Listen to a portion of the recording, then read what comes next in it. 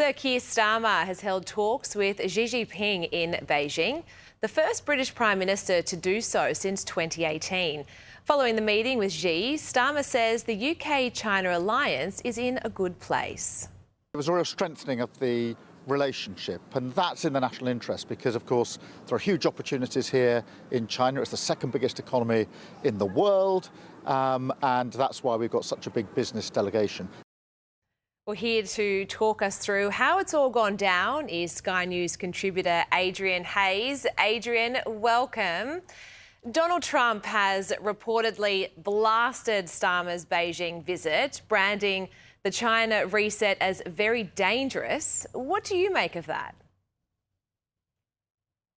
Yeah, look, to give the government side first, I mean, the Prime Minister of the government would say it's about creating a sophisticated relationship, largest economy in the world, business interests, national interests, and so on. Critics will say, you know, what was actually achieved? It was 5% reduction on whiskey tariffs. Okay, great.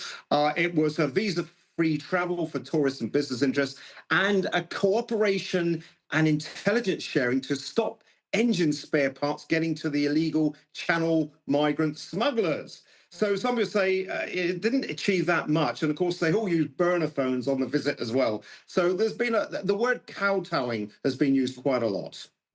Well, in addition to the talks with Beijing, Sir Keir Starmer says that discussions are ongoing with the United States, and this is over that controversial deal to hand the Chagos Islands to Mauritius.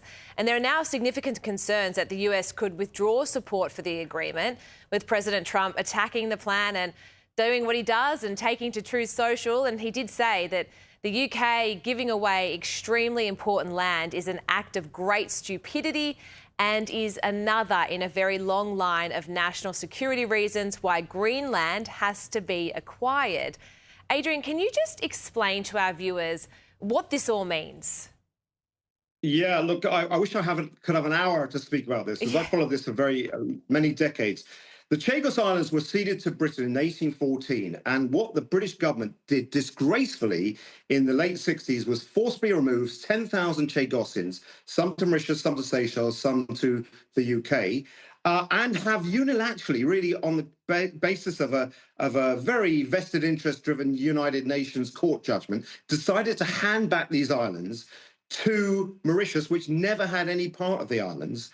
And there's three main things on this, Jamie. There's one is the security of the UK base, Diego Garcia base, which is very important for United States aircraft and various other things. There is the one of the world's largest marine conservation areas, which is under threat. But also, most fundamentally, is the rights of the Chagosian Islanders themselves. They have not been consulted at all about this rotten deal. And I think this is just a very, very wrong deal. And just talk to us about Trump's concern about Mauritius being linked to China and now making this quite vulnerable if the island is handed to them. Yeah, the deal was to give, hand it to Mauritius, and by the way, pay Mauritius £34 billion for the privilege, which is just unheard of. It's like, and then leasing back the Diego Garcia military base. But it creates all sorts of uncertainties. What could happen to the outer islands? Could China or other islands or other nations put bases on these outer islands? It's a very insecure deal. And it looks like Trump has finally sort of woken up and said, this is an utterly stupid idea. And as I said, there are certain things that are right and wrong. This is a very wrong deal. And there's a new sheriff in town, at least. That's what Leila Cunningham has been telling Londoners. She's put her hand up to run for London Mayor in 2028 for Reform UK. She says that she's fed up with the crime spiral. Let's take a listen.